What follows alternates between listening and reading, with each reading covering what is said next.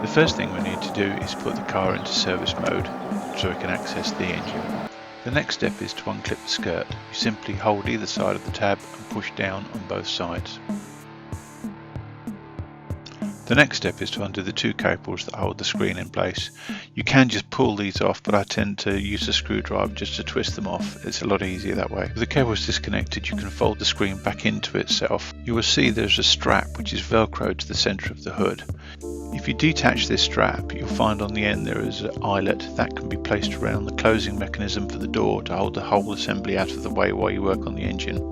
With the hood out of the way, we can remove the rear cubby and the carpet. Simply twist the four locking tabs. The tabs on the lower section you just twist. The two on the upper section of the cubby box you will physically need to remove to release the box. The cubby box can just be pulled out. If you haven't emptied it before, things like your wife's driving hats will of course be exposed to the world. With that little lot out of the way, you can simply remove the rest of the carpet. Next we have the actual engine cover itself. It's held in place with 5 Torx T30 screws.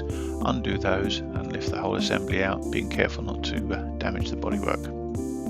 The air filter is on the left hand side of the engine. To access it, remove the 2 screws and lift the panel out. With the panel out of the way, undo the black screw at the top which releases the air filter from its housing. Physically removing the air filter is a bit of a fiddle, but it should come out without having to be forced.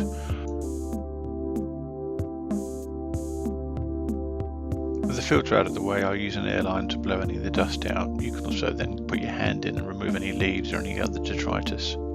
Getting the new air filter in is also a bit of a fiddle.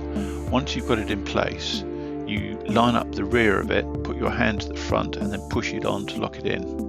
Once it's in place, you reattach the black screw at the front.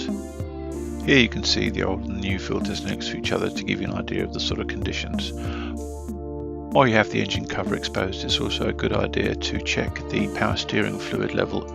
Also, don't forget to check the coolant level in the radiator. Reassembly is simply the reverse of disassembly. I hope you found this useful.